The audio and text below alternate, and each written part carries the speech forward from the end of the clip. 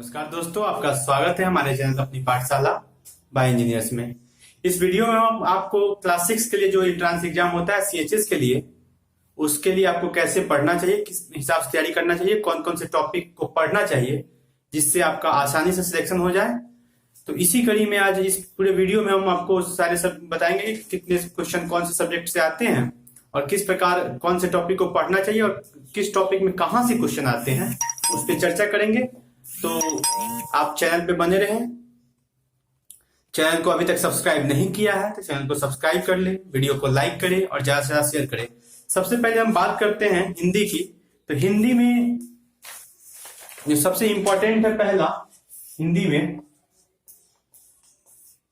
सबसे पहला आपको क्रिया में आपको क्या है, क्रिया के जो भेद है बस वही पूछता है। क्रिया के कितने भेद हैं, इनमें से कौन सा, यानी क्रिया का जो टाइप है उसके पास एग्जाम्पल आपको देखना होगा, उदाहरण देखिए और भेद। इसके अलावा कुछ नहीं आपको पढ़ना है। अगला नंबर आता है विलोम शब्द का।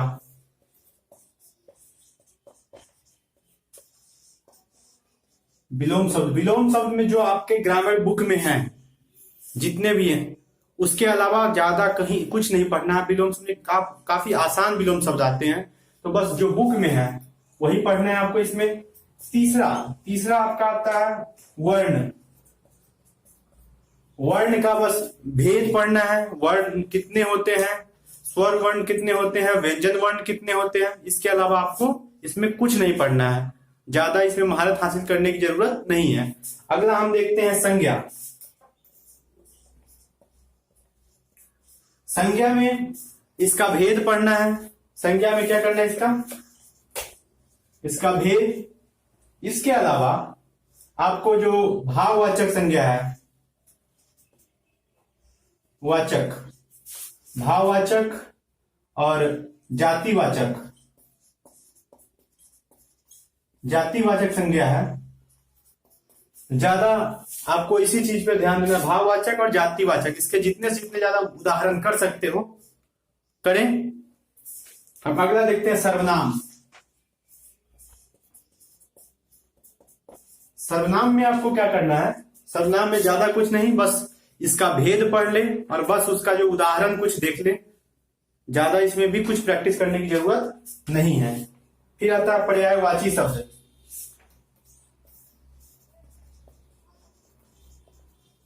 पर्यायवाची शब्द में जो आपके सिलेबस में है वही, और कुछ जो स्टैंडर्ड जैसे सूरज हो गया, नदी हो गया, चंद्रमा हो गया, इस टाइप का जो एकदम बेसिक है वही चीजों को आपको बस पढ़ना है।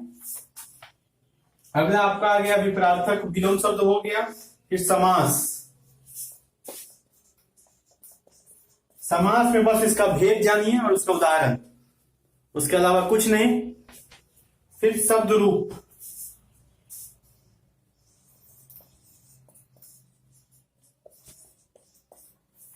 में जो देशज विदेशज शब्द है, तत्सम तद्भव देशज, इसमें से आपको ज्यादा ध्यान रखना है। तत्सम और तद्भव और विदेशज शब्द, देशज उतना नहीं पूछता, तत्सम और तद्भव ज्यादा पूछता है, तो इस पे आपको ध्यान देना है। देशज और विदेशज और तत्सम तद्भव में।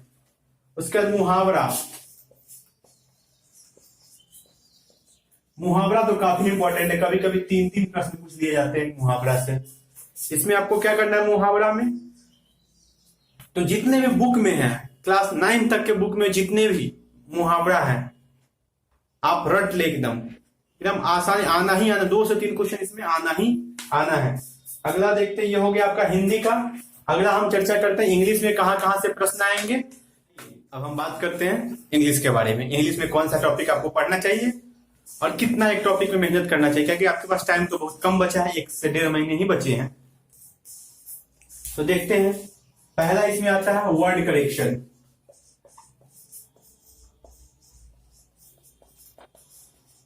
वर्ड करेक्शन काफी इंपॉर्टेंट है।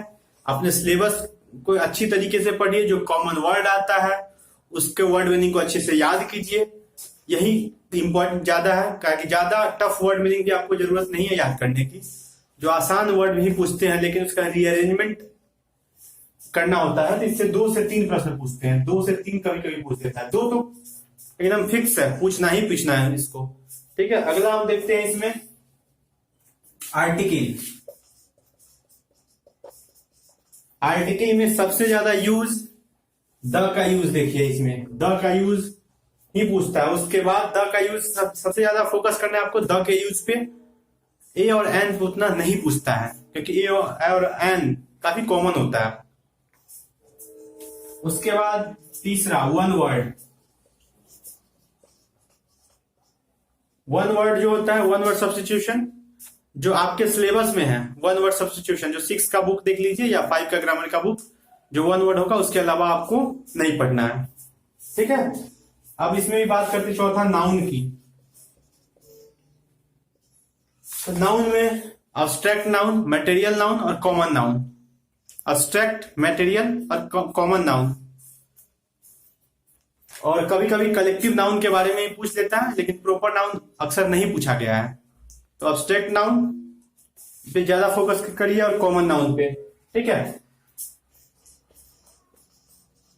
कॉमन नाउन, एब्स्ट्रैक्ट, एब्स्ट्रैक्ट और कलेक्टिव, कलेक्टिव नाउन पे। ओके, अगला हम लोग देखते हैं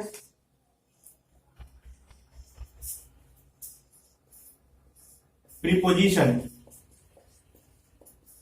प्रीपोजिशन में एट का, ऑन का, इन का, इनटू का, एट, ऑन, इन, इनटू। उसके बाद यही काफी 4-5 इंपॉर्टेंट है, अक्सर इसी में पूछे जाते हैं। ठीक है, काफी इंपॉर्टेंट यही चीज है। इसके अलावा भी आगे पढ़िएगा कि अक्सर पूछा जाता है इनटू का, इन का, एट, ऑन, यही ज्यादा इंपॉर्टेंट है। लेकिन ये नहीं कि बस यही पढ़ना है, ज्यादा फोकस इस पे करना और आगे भी इसके जो भी है उसके बारे में भी आपको पढ़ना पड़ेगा। ठीक है, अब हम लोग देखते हैं, ये रहा इंग्लिश के बारे में, इसमें आपको आगे फिर देखते हैं।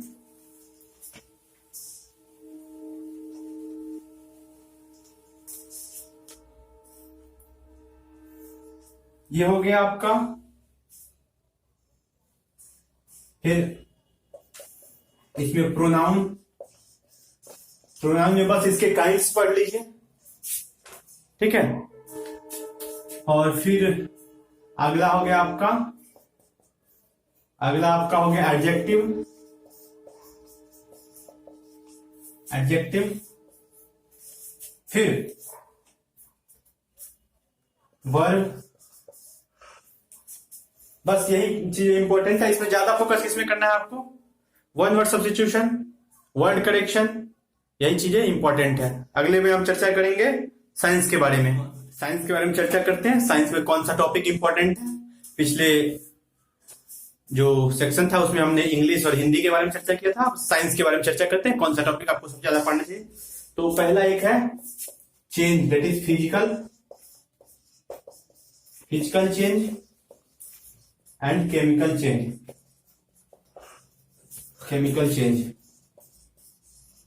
फिजिकल और केमिकल चेंज में आपको इसका एग्जाम्पल काफी अच्छे से, फिजिकल और केमिकल चेंज दोनों का आपको एग्जाम्पल लिखना होगा। अगला देखते हैं लाइट। लाइट में आपके क्लास में जो बेसिक कंसेप्ट है बस उसको देखिए। लाइट का एग्जाम्पल, रिफ्लेक्शन, रिफ्लेक्शन देखिए, उसका प्रॉपर्टी देखिए, बस ये काफी है। अब अगला हम लोग देखते हैं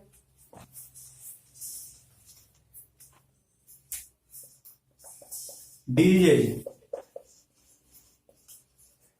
वो टॉपिक जिसमें डिजीज के बारे में चर्चा है, उस टॉपिक को देख लीजिए, यानी कि कौन से विटामिन से कौन से डिजीज होते हैं, इन जितने भी बीमारी है और कौन से विटामिन की कमी से होता है वो आप देख लीजिए। उसके बाद अगला आता है एटमॉस्फेयर।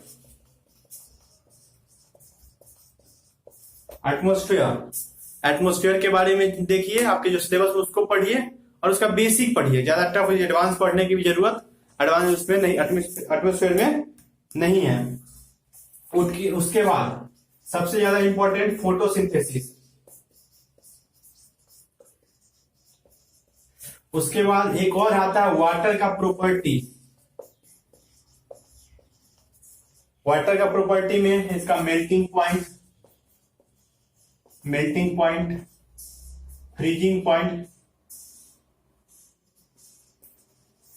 पॉइंट, इसका मेल्टिंग पॉइंट, फ्रीजिंग पॉइंट और इसका बॉइलिंग पॉइंट। ये आपको ध्यान में रखना है। फिर अगला आता है इसमें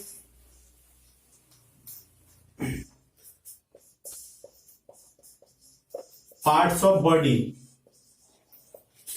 बॉडी एंड देयर फंक्शन, जो आपके सिलेबस में है वो काफी इंपॉर्टेंट हो जाएगा। तो एक नया कंसेप्ट आप लोग को आ जाता है फ्रिक्शन भी काफी इंपॉर्टेंट है, इसको भी आपको ध्यान में रखना है। फिर एक और टॉपिक आता है न्यूट्रिशन।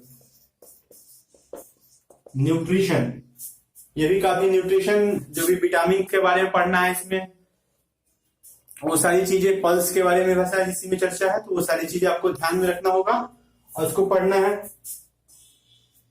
फिर इलेक्ट्रिसिटी हो गया,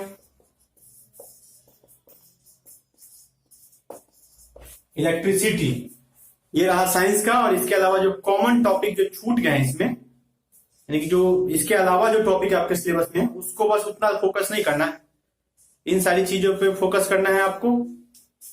और ये रहा साइंस का। अगले सेक्शन में हम आपको मैथ के बारे में चर्चा करेंगे।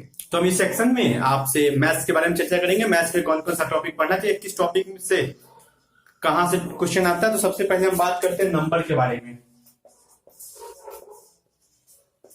नंबर में ज्यादा फोकस आपको प्राइम नंबर और कंपोजिट नंबर पे करना है।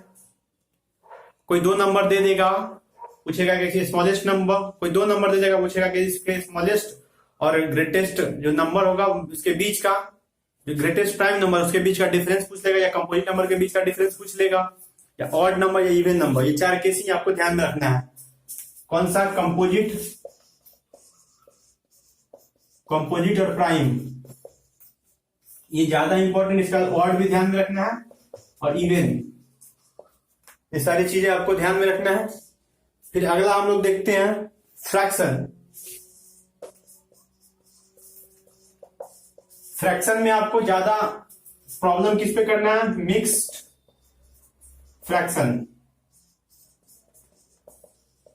फ्रैक्शन और इम्प्रॉपर फ्रैक्शन। मिक्स्ड फ्रैक्शन और इम्प्रॉपर फ्रैक्शन जो है इस पे, और इसके ये जो टॉपिक है, बस ये टॉपिक है, इसका जो इससे रिलेटेड एडिशन, सब्ट्रैक्शन और मल्टीप्लीकेशन। मिक्स्ड फ्रैक्शन और इम्प्रॉपर फ्रैक्शन रिलेटेड करना है, ये सारी चीजें, एडिशन ये, और इसी से रिलेटेड बोर्ड मास भी, इससे रिलेटेड बोर्ड मास का भी प्रॉब्लम आपको करना है। मिक्स्ड फ्रैक्शन इम्प्रॉपर फ्रैक्शन से रिलेटेड बोर्ड मास का प्रॉब्लम। अगला हम लोग देखते हैं यूनिटरी मेथड।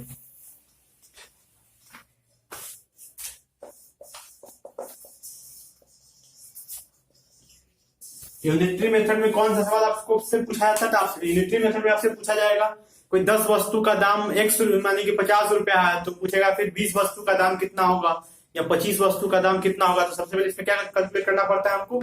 इसमें कैलकुलेट करना पड़ता है एक वस्तु का, फिर एक वस्तु का जगह इसमें 100 या जितना भी वस्तु का पूछ रहा है या जितने भी प्रोडक्ट का पूछ रहा है उसमें उससे मल्टीप्लाई कर देते हैं। इसके अलावा एक और है स्पीड एंड डिस्टेंस रिलेटेड जितने भी प्रॉब्लम है वो करिए। उसके सबसे ज्यादा important LCM and HCF, LCM और एचसीएफ से रिलेटेड प्रॉब्लम करिए जितना हो सके। एलसीएम, एचसीएफ, यूनिटरी मेथड और बोर्ड मास, जो अलग से एक बोर्ड मास है उससे भी, ये सारी चीजें। अगला जो आपका नंबर आता है वो आता है डेसिमल का। डेसिमल से रिलेटेड भी इसमें एडिशन और मल्टीप्लीकेशन, मल्टीप्लीकेशन मल्टीप्लीकेशन करना है डेसिमल से रिलेटेड। उसके बाद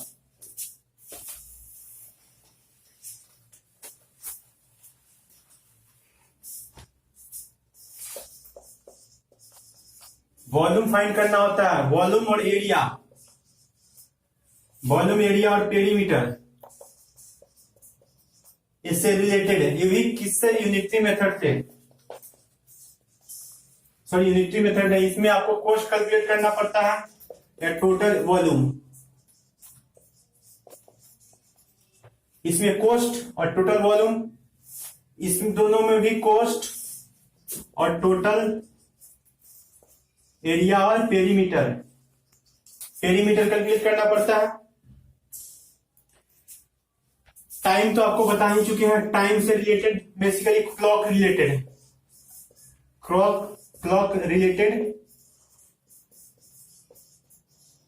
प्रॉब्लम करना होगा। तो ये था आपका मैथ से रिलेटेड जितने भी टॉपिक्स थे। अगले टॉपिक में जीके से कहां से प्रश्न आते हैं उसके बारे में चर्चा करेंगे। हम आपको जीके से रिलेटेड बताएंगे कि कहां से जीके से प्रश्न आते हैं। पहला, इंपॉर्टेंट बुक एंड ऑथर्स। तो इंपॉर्टेंट बुक्स है यानी कि जो होली बुक्स है उसके ऑथर के बारे में आपको पढ़ना है। सेकेंड, आपको स्टेट और कैपिटल के बारे में। थर्ड वन में करेंसी किसी कंट्री का और उसका कैपिटल। तीसरा, इंपॉर्टेंट जो डांस होता है। उसके बाद फुल फॉर्म, कोई भी वर्ड होता है उसका क्या फुल फॉर्म होगा। इसके अलावा जो भी करेंट अफेयर है, कौन से स्टेट के कौन मुख्यमंत्री है, वहां कौन सी इंपॉर्टेंट घटनाएं घटी जो करंट में है, ये सारी चीजें आपको ध्यान में रखना होगा। तो ये था तमाम जानकारी है। और आप चाहते हैं कि यदि और भी सब्जेक्ट का वीडियो आपके पास पहुंचे, किसी भी टॉपिक पे आपको डाउट है तो कमेंट बॉक्स में कमेंट करके बताएं, उसका वीडियो हम आप तक पहुंचा देंगे। Thank you so much. और हाँ, सब्सक्राइब करना ना भूलिएगा हमारा चैनल, और ज्यादा से ज्यादा शेयर करें, वीडियो को लाइक करें। धन्यवाद।